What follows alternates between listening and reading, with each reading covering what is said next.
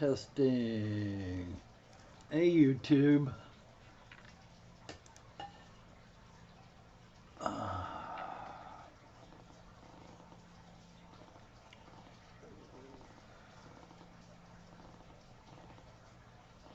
Here we are, closing in on the end of October. Halloween time. Hey, Fishroom Fever, welcome to the stream. Hey, Dan Slee, welcome to the stream. Awesome. Thanks for the audio check.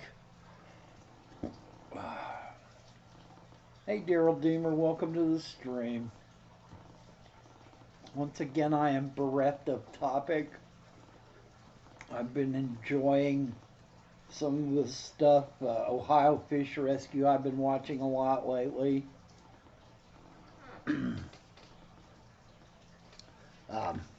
I've been doting on Haley's videos. Hey, Turbo Fish, welcome to the stream.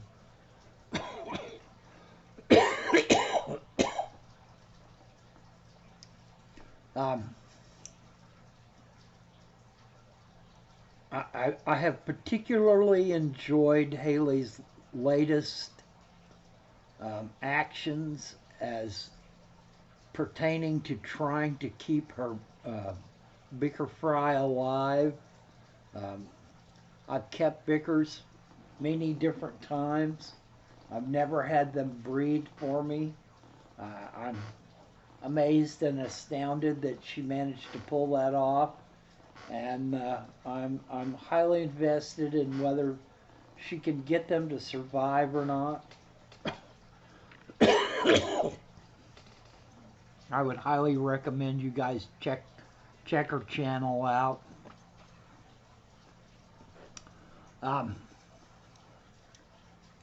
It's interesting to me that she's using 3 different kinds of food, trying to figure out which one works best to try to keep these fry alive. I think this is, yeah, she's doing a great job. You're right, Dan. And I think it's, Turbo Fish is asking me how my wild caught fish are doing.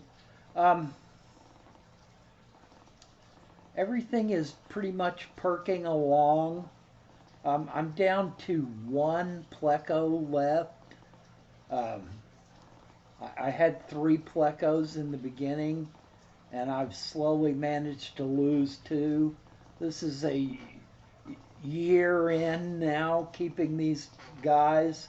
I have 3 of the larger tetras left. 1 is a baby that Michael Barber sent me 20, and all of the basically the blue tetras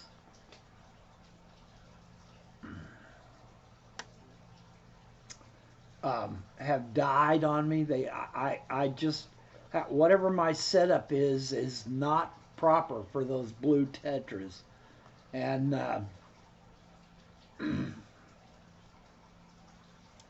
and so I've lost all the blue tetras that I got, but one of the ones that Michael sent was one of these lined tetras that looks kind of like the imperial tetras, the Nigricincus, and it survived. It's really weird to me. I don't know, it may be flow. It may be the flow that I have in that tank, because I set that 55 up basically to try to keep the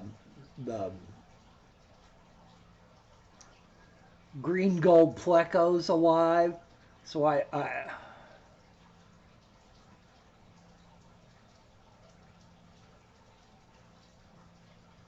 Turbo Fish says, I think it's bugs, Dwayne. I really think live foods and low pH is the trick on them buggers. I'm trying Infusor via almond leaves now. Miserable work. Yeah. Hey, Tom Patterson, welcome to the stream. Hey, Connor Sings, welcome to the stream. And Dan says that I think a big part was that platinum female being well fed and good reserves before being introduced. Yeah, I think that's probably the case too. And I wonder if that female, because of how prolifically she's breeding, I wonder if she didn't get some kind of hormone treatment as well. Uh, a lot of times those hormones will kick off heavy breeding. Um, so basically, my Nigricinctus, my Imperial Tetras are doing fine. I think I've got 7 of them left out of the original. Uh, I guess I had 14 total, and I'm down to 7 or 8 of them. They're kind of hard to count because they swim around so much.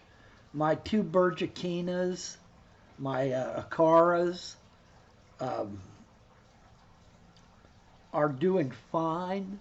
They still, the larger of the pair still acts like it's a wild caught fish and is scared to death of me. It hides every time it sees me, but it watches me very closely. It will catch me when I walk through the door um, and run and hide.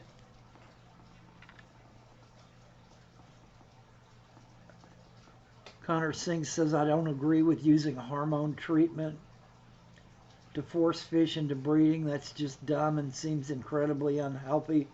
Well, Connor, you got to understand these breeders have gone round and round and round, and I don't know that for a fact. I just suspect it because of how prolific that platinum has been for her. You know, it's hard to get them to breed, so sometimes breeders who are in the business of trying to make money raising fry will use hormones. Hey, HC Aqua. Welcome to the stream. So my Bergikinas, the 2 Acaras that I got, I still have them. The larger one was when we first caught those fish. When I say we, when Dean and Joseph and Corey caught those fish, because I did not catch a single one of the cichlids.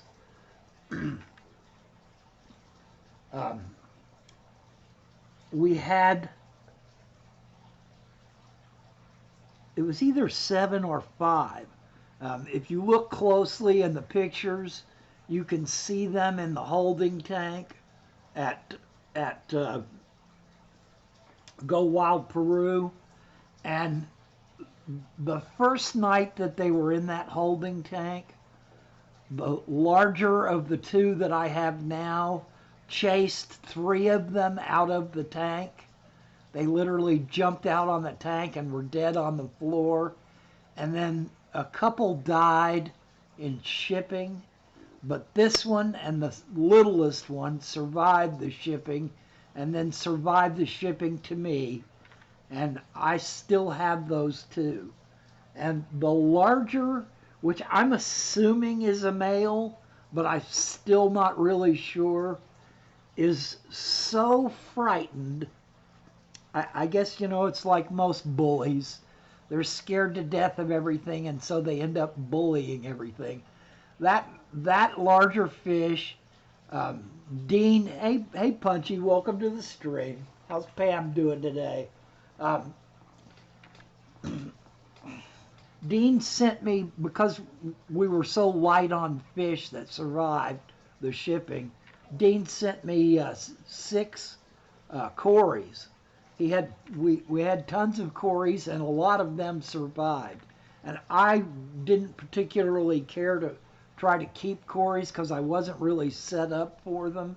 So I didn't specify that I wanted any, but Dean had so many that he sent me 6 of them, or maybe it was 7. And that larger Bergikina systematically stalked and killed every one of those cories. And it's just a bully of a fish. And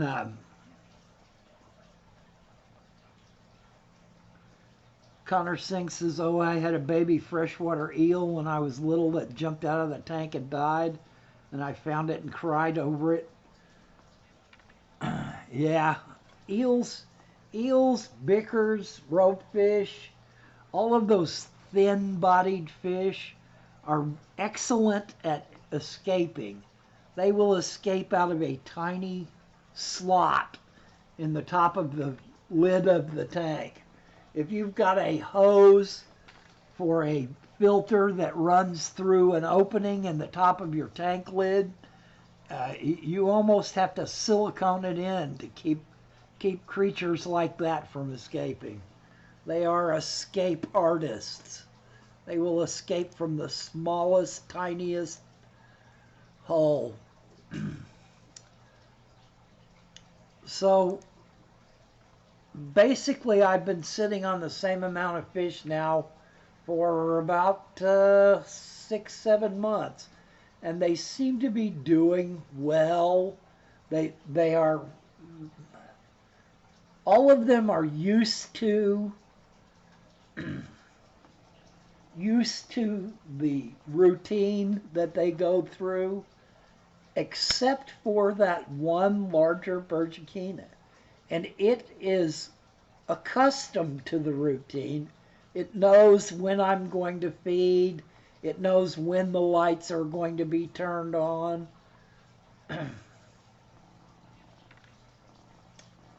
Dan Slee says most of his bullies have been Melitania rainbow fish species. They are not nice fish. Yeah, I had never really kept rainbow fish until I went and got Jim's fish before he went out to Washington. And I got 4 different kinds of rainbow fish from him when I raided his fish room.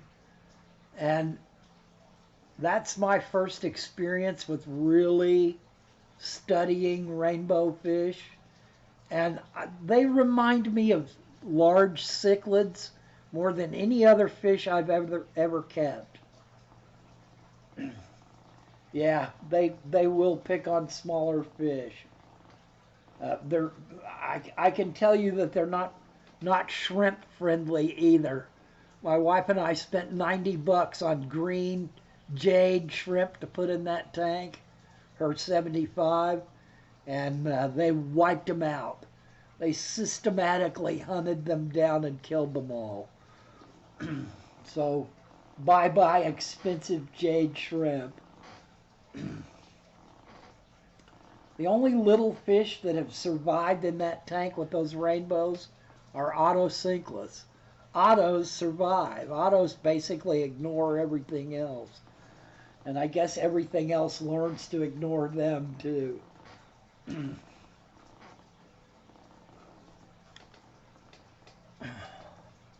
So basically, I am still hoping that I have a male and female with those 2 Bergikinas, because one is so much larger than the other.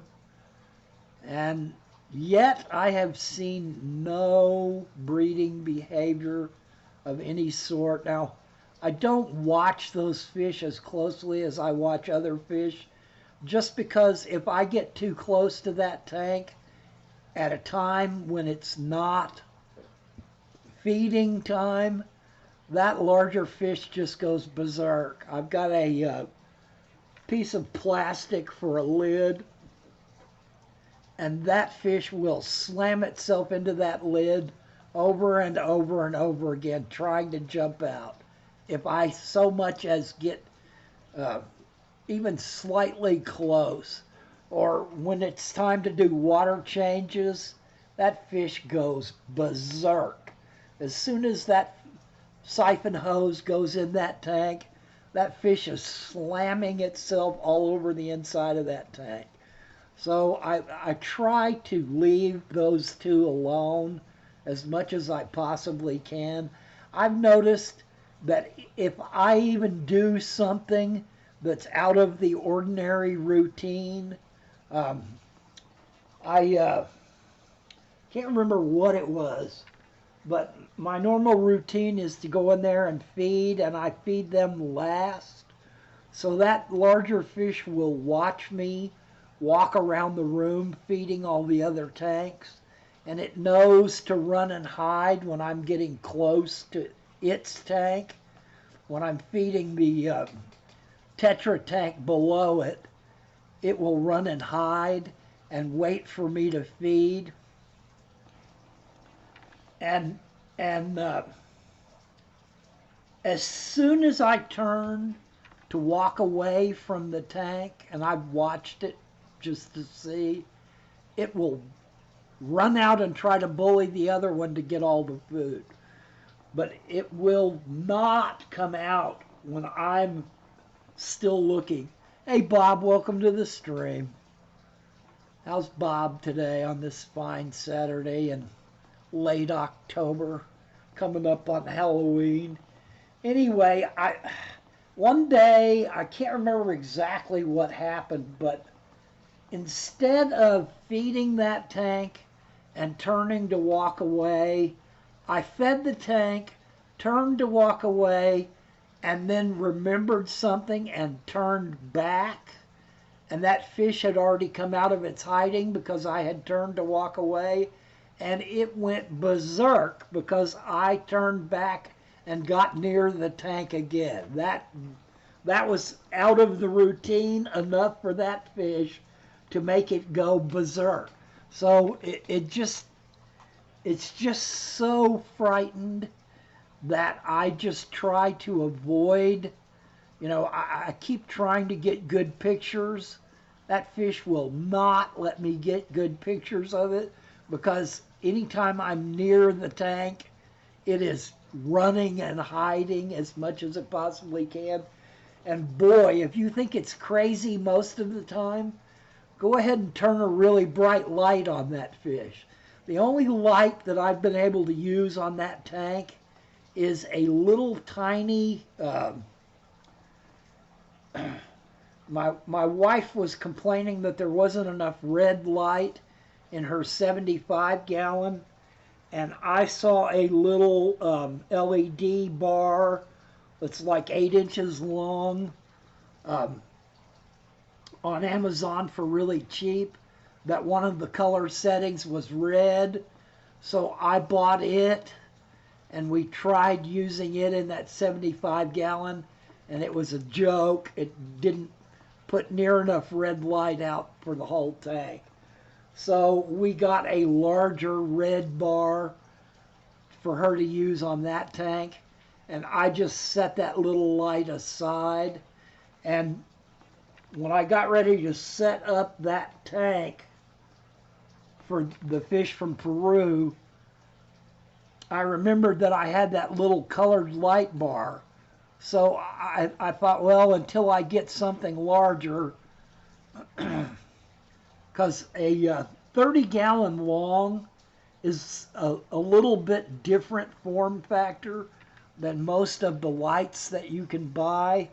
It's kind of an odd tank size. I really like it, but it's kind of an odd tank size as far as fitting lights on. And I didn't have anything that fit it. So this little bar is an underwater bar that you can stick to the side of the tank. It has suction cups to hold it onto the side of the tank underwater. And I played around with it once I got the fish in there. And the only setting that I could leave that light on that fish would tolerate was green-yellow. It's got a green-yellow setting on it. And it will tolerate that little tiny bit of light on one side of the tank. And that's it. If I turn that light to white, that fish goes crazy. If I turn it to any of the other colors, it goes crazy. Green, yellow, and a very dimly lit tank is all that it will tolerate. So that's pretty much the state of affairs with my Peru fish. I'm really happy that they have survived so long. Uh, you know, you just never know when you get wild caught fish how they're going to do. Just like with the blue tetras, uh, Joseph is breeding the heck out of his, and they've managed to survive for a really long time. Now Joseph's tank is heavily planted. It's a small tank, heavily planted, with quite a bit of aeration. Dan, I don't know exactly what that species is. I'm still not sure. I know that it is what they call a Bergikina. That's what the natives call it. That's what Sven Callender called it. Hey, Joseph, speak of the devil, the blue tetra breeder is among us. Um, it is an Acara, but Sven Callender has separated it from the other Acaras, and it isn't any of the normal. I've been through all of the literature and pictures on the Peru Acaras, and I can tell you that it isn't any of those. I'm still jealous, Joseph. Still so jealous. Yeah, Acaras really are an interesting fish. And looking at all of the pictures of all the Bergikinas there are, the only one that matches it is one that's called the red-throated Acara, and it lives in, it's either Bolivia or Nicaragua, and it is supposedly endemic to just one river that has a really high temperature, like in the 80s. The water stays in the 80s year-round in that river, and the fish have a very red throat.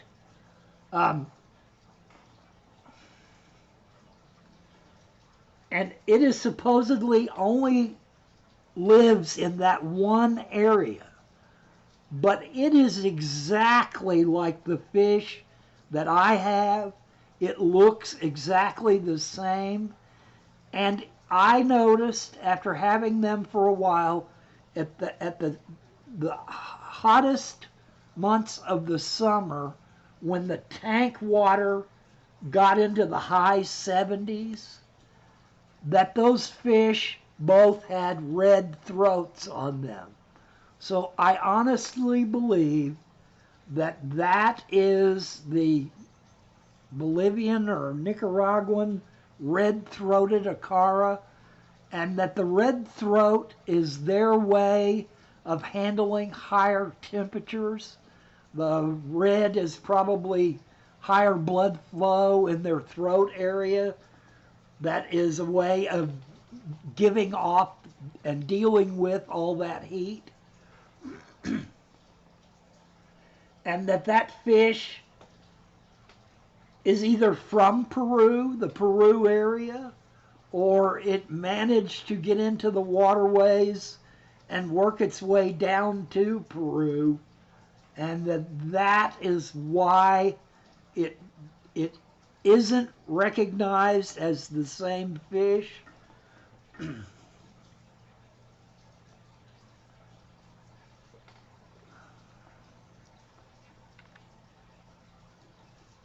Looks like everybody's talking to Bob about options on sound off and adding music. Yeah, there's a lot of different ways you can handle video, Bob.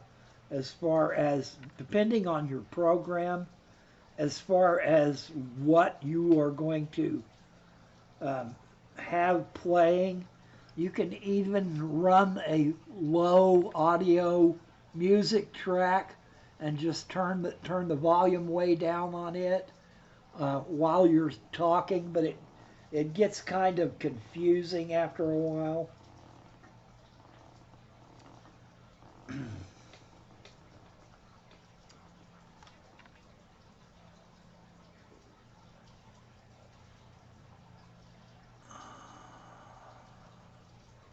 Yeah, Joseph, I'm really proud that you had such great luck with those, or I shouldn't say luck, I should say skill with those blue tetras because I struck out hard. I really set my 55 up for the green gold plecos. That was the fish that I wanted to keep alive the most. Um, and of course, we just didn't get the chance. I was really crushed by that. I really wanted to see if I could get those guys to breed. Hey, down the wormhole. How are you doing on this fine Saturday? I don't know how the weather is for most of you. It is cold and wet. Aha! Joseph says he witnessed a female blue tetra turning on her side, spawning on the underside of the larger species of duckweed. Yep. There you go. That's what I told you.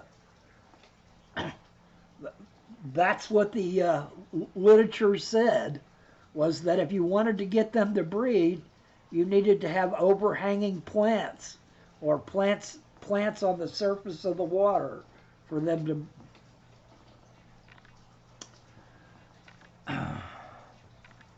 Hey, Haley, your ears must be burning. I was talking about your bicker fry video. I've really been enjoying watching that. Uh, Seeing you struggle to gain the skill to keep those baby bickers alive is remarkable, Haley. And I know that you're going through lots of life issues right now with finances and jobs and all of the falderall that living your best life.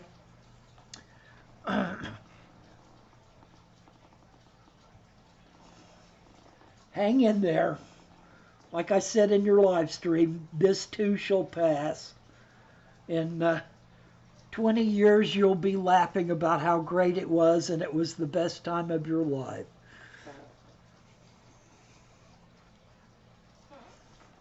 And I am glad that the people that are in the know, in the hobby, are trying their best to help you. I'm really proud of all of the people that I have some connection with, that I have tried to get to help you, that have all helped you. That warms the cockles of my heart when movers and shakers in the hobby are willing to help someone try to solve an issue. And I think that generally you will find that to be true, that the people in this hobby are more than willing, because they remember when they were in that same situation and were reaching out to others. Yeah, that helps a lot, Haley. When people see how hard you are working at it, it helps them be interested in helping you. So, there are times when our efforts or our lack of efforts in an area we'll make our own luck, you know. HC Aqua says, I wish more fish didn't eat their eggs and fry. And HC Aqua, it's, you know, when we are new parents, you know, the first time we have a child as parents, or the first time our wives have a child and we get to be dads as parents, it's like this whole new world. It's like you read every possible book and still feel utterly unprepared for the reality of the situation. And it's the same thing for fish. The first 5 or 6 times they have clutches of eggs,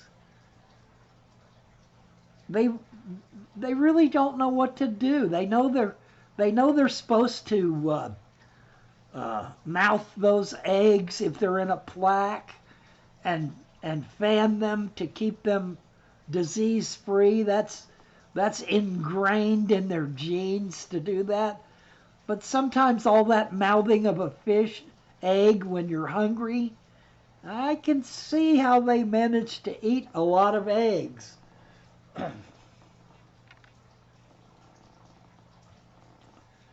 Haley says she's got a 4-year-old and still don't know what to do. Yeah, it's practice. It's doing it over and over and over again until you begin to recognize. The first time you learn to drive a vehicle, the first time you get behind the wheel of a vehicle and recognize that you are in control of a death machine, thousands of pounds of steel hurtling through space, even though you're only going 5 miles an hour in a parking lot. But the first time you actually are in control of the vehicle that you're in, you have a death grip on that steering wheel, or at least I did. And you are straining to use every bit of your skill, non-existent skill, to control that vehicle and try not to kill all the other people that are out there. And it takes a long, long time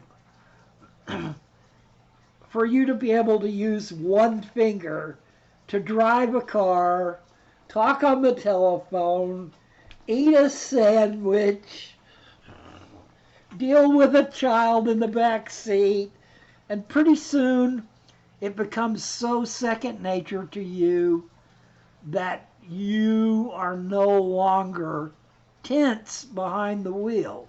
Now, all of your, you know, it's like muscle memory in our brains. Yeah, distracted drivers are scary. You're right.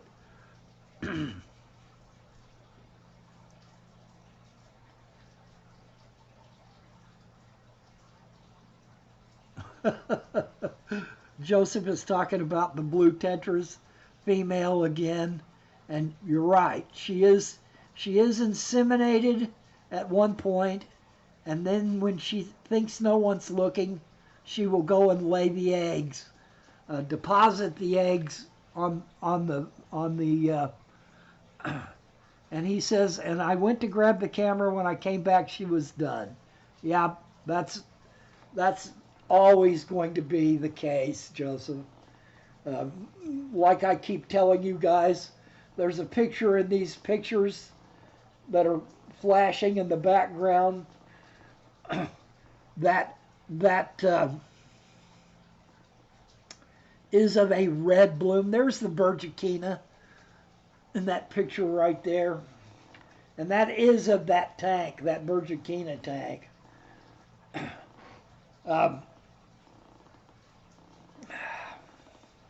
It's always going to be the case. When we first got to Butterfly Creek, Joseph, when I was walking around, I spotted a brown hummingbird, a very large brown hummingbird. It shocked me how big it was. And it settled on that red bloom that I have such a lovely picture of. By the time I got the camera from my hip, clicked it on auto and raised it to shoot, the hummingbird was gone. And that's the way it's always going to be for photographers. You take the shot, and whatever it was that you were trying to catch is gone. And so you learn to keep that camera at eye level at all times, ready to shoot, so that you manage to get that shot off on time instead of missing it.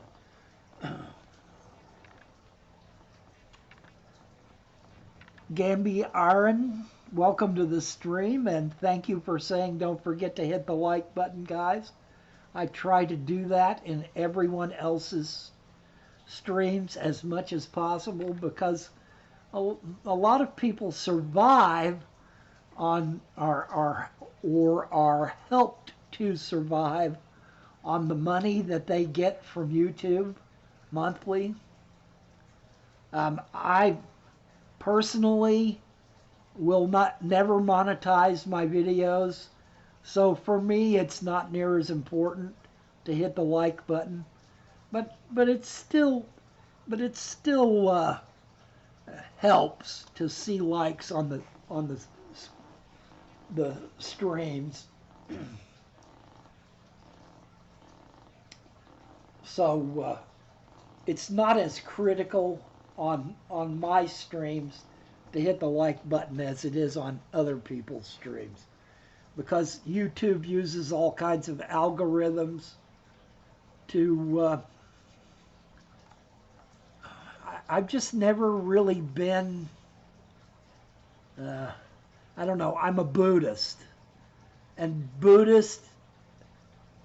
Buddhism teaches you to neither be attached to the people that are praising you, nor hurt by the people that are chopping you down. That the true place you should be is somewhere in the middle, where you recognize people applauding you and take it with a grain of salt, and you recognize people pointing out your flaws without taking it hard, without taking it to heart. So it's a hard way to try to go through life, that you are not attached to people blowing smoke up your skirt, telling you how great you are. Never believe your own press. Don't believe how wonderful people are telling you that you are, but don't discount it. Don't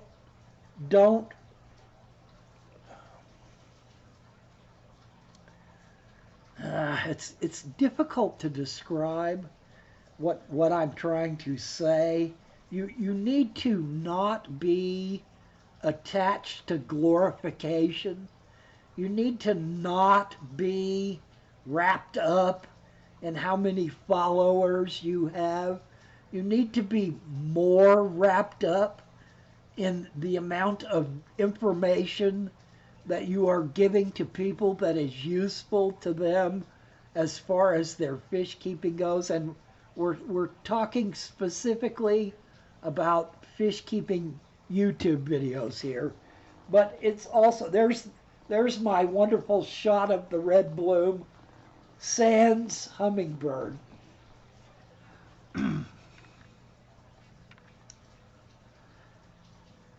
Ginger and Haley are talking about keeping rope fish.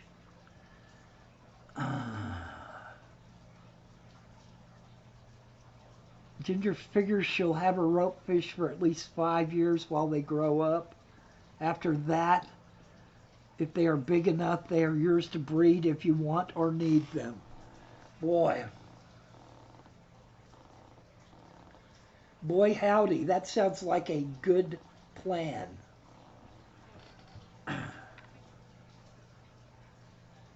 Gamby Aaron says to live in fear of the opinions of others means you live your life through the eyes of others.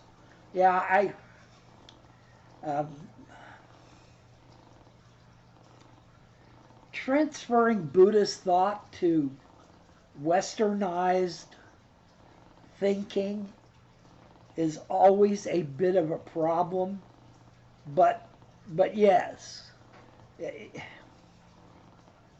You know, it's not a bad idea to allow others' views of your own faults show you where you need improvement. We all need improvement, personally, mentally, physically. We all need to improve. There's no doubt about that.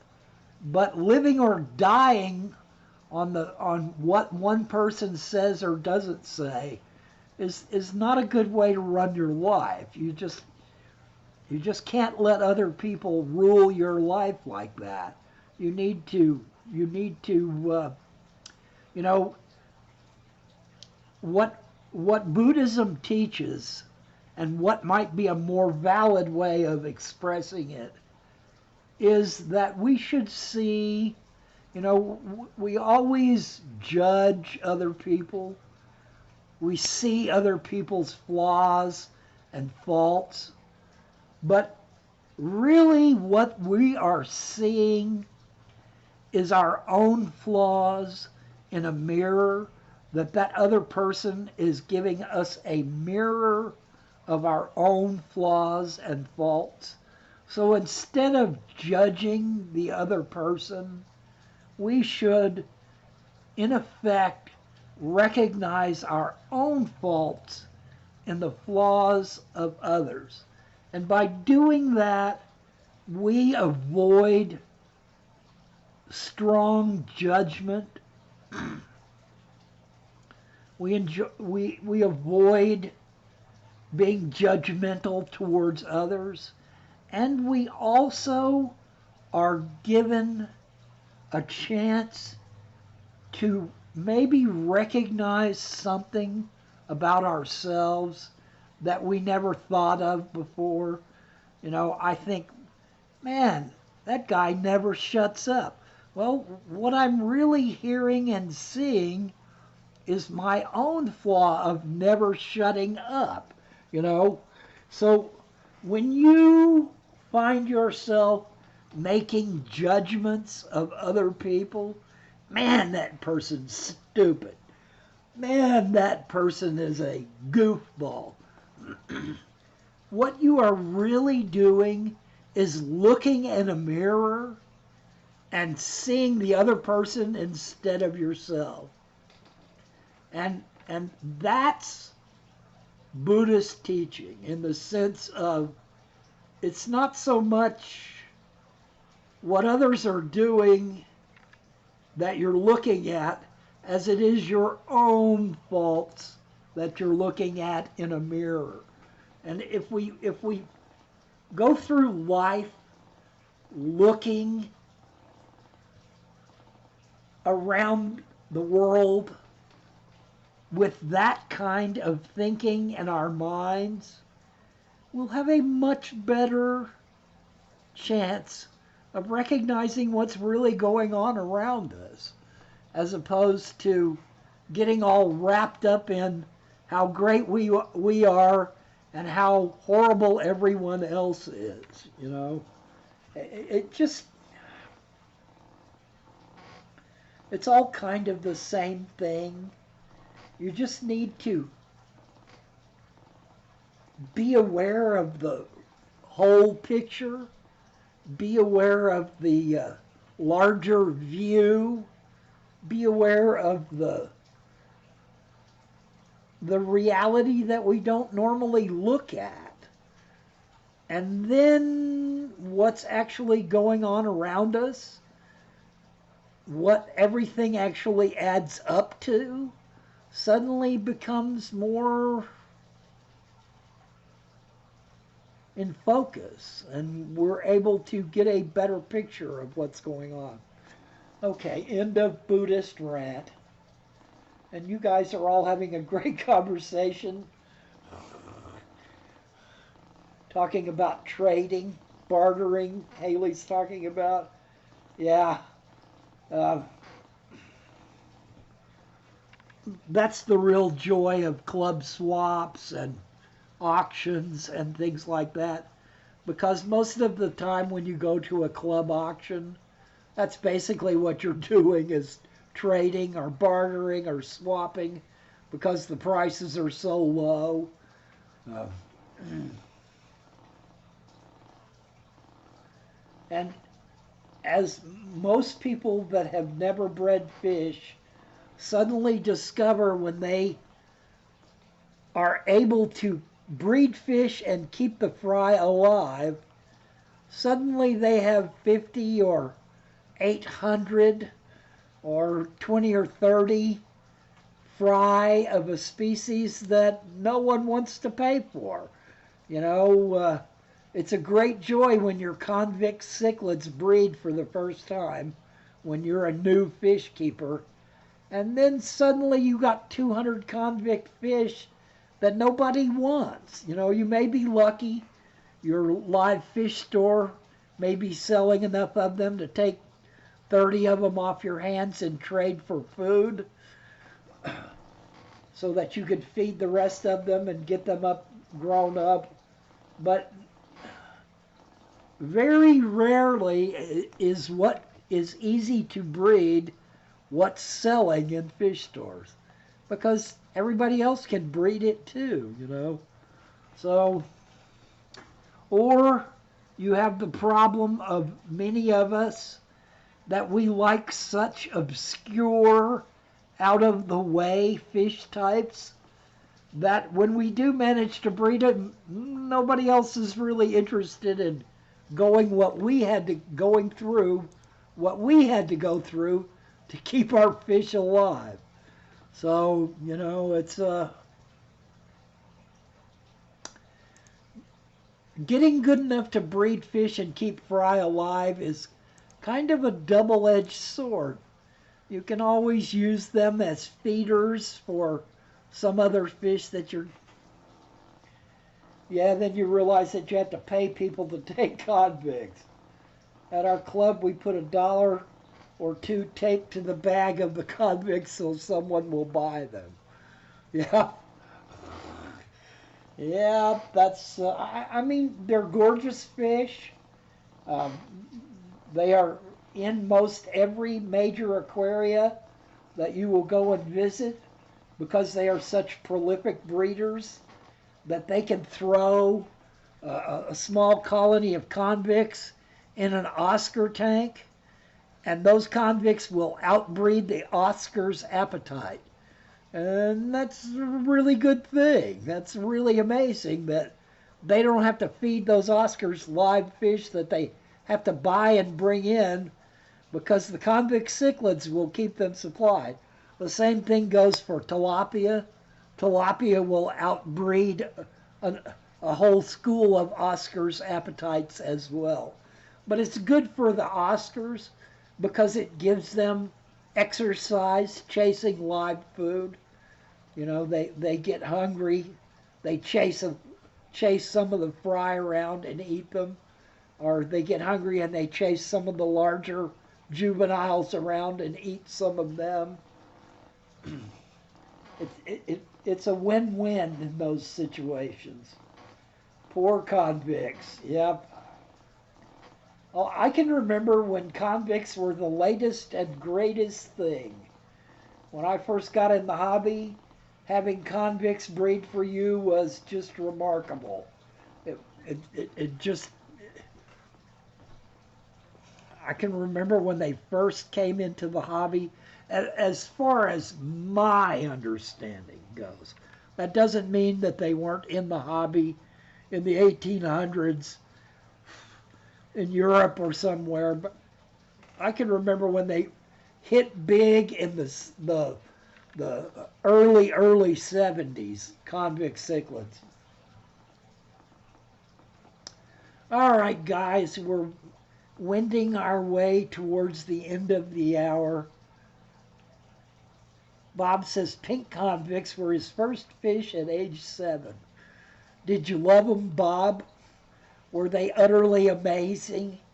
Their parental behaviors mesmerized you? Hey, Lumpy Dog, welcome to the stream, man. You're coming in, and hey, Big E's, I didn't see you. I didn't see you come in. They came with a house they liked.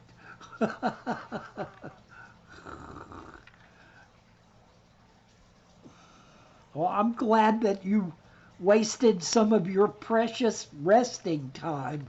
You need to be getting your rest, girl. You need to be cutting out all non-essential behaviors so that you are on your top toes for keeping those bicker babies alive.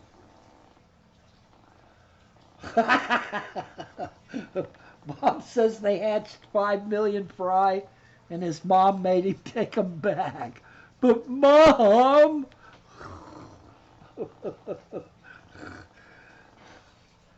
Admit it, Bob, you were eternally hooked for fish keeping after those convict babies.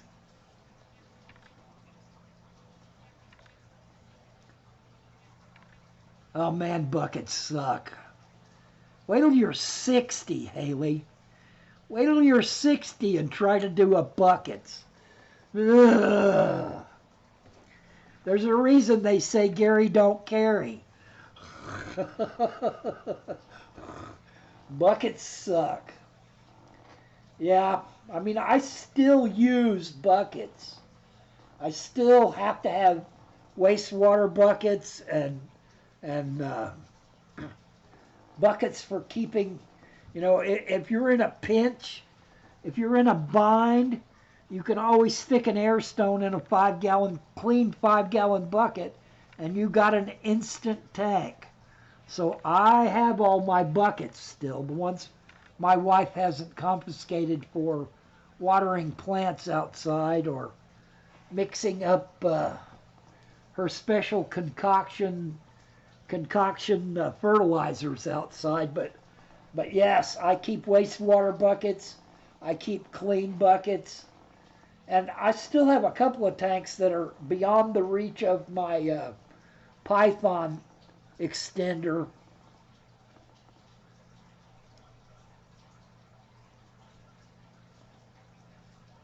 But you did get your propane back on, Haley? You got a new tank?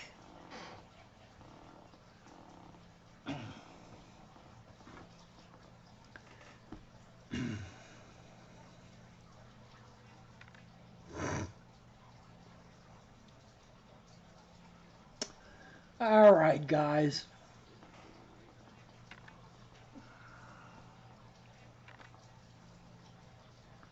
Propane comes back Tuesday. That's when they install the new tank.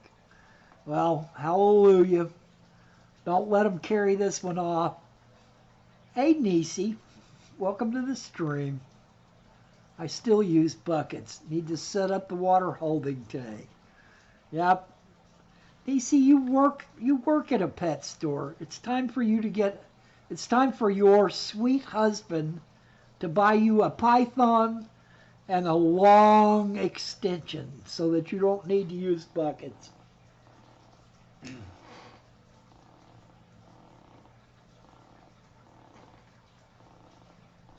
Ah.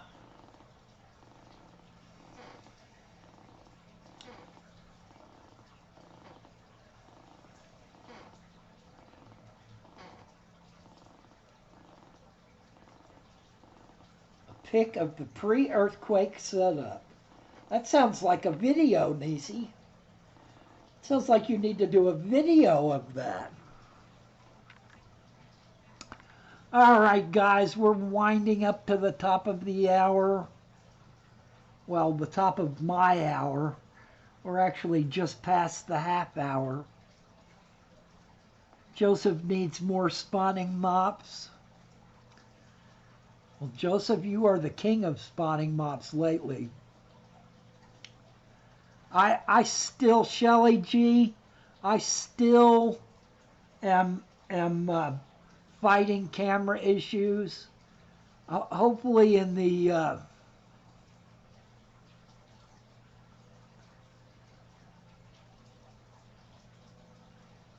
yes, Bob, please share Candy's GoFundMe.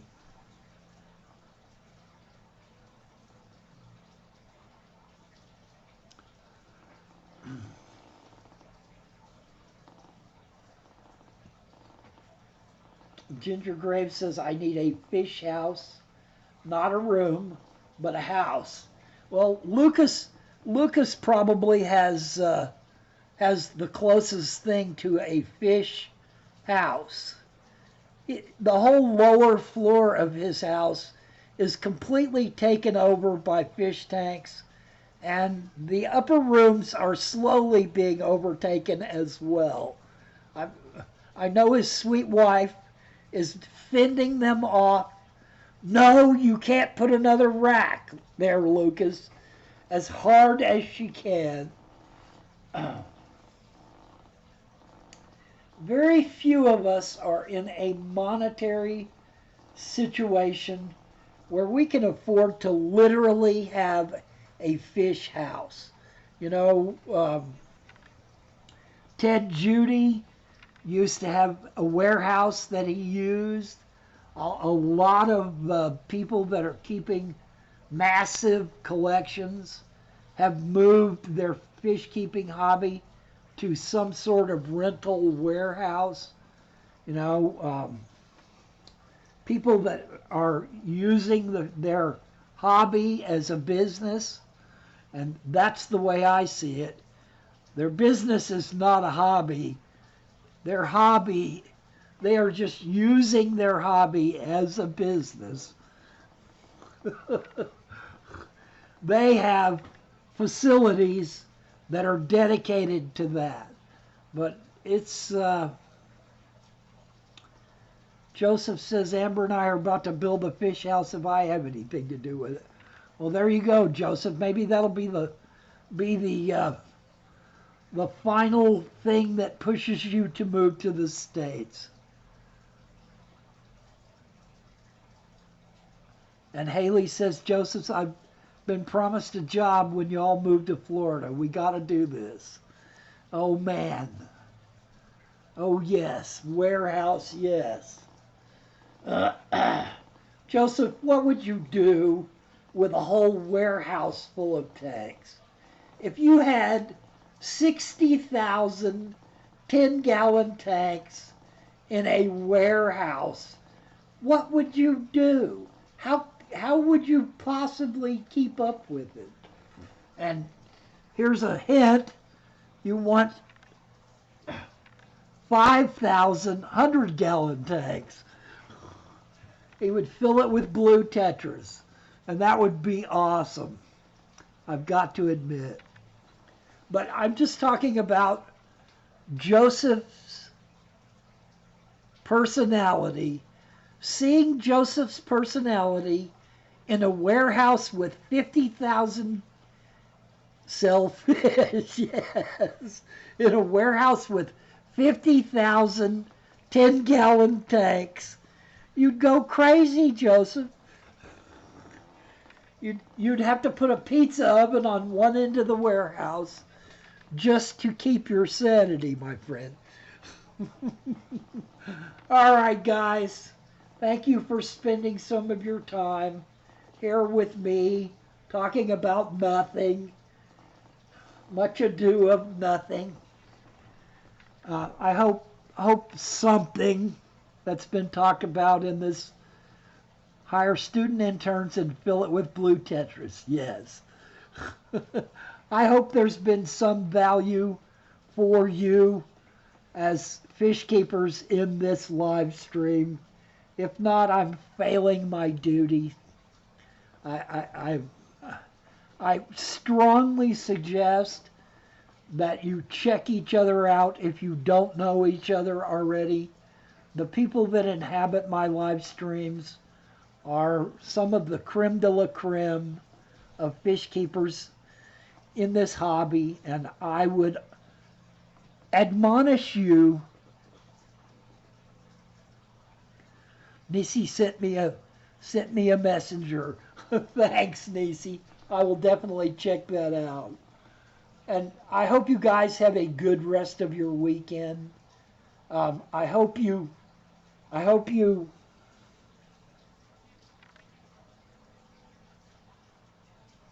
I hope you have good luck with your fish keeping, and that you make your own good luck, that you work hard at it, that you study it studiously and become better at it. Good luck, guys. And Bob says, enjoyed the Buddhism chant. Om Mani Padme Hum. Om Mani Padme Hum. Om Mani Padme Hum. That's probably how I should end each video. Om Mani Padme Hum. Om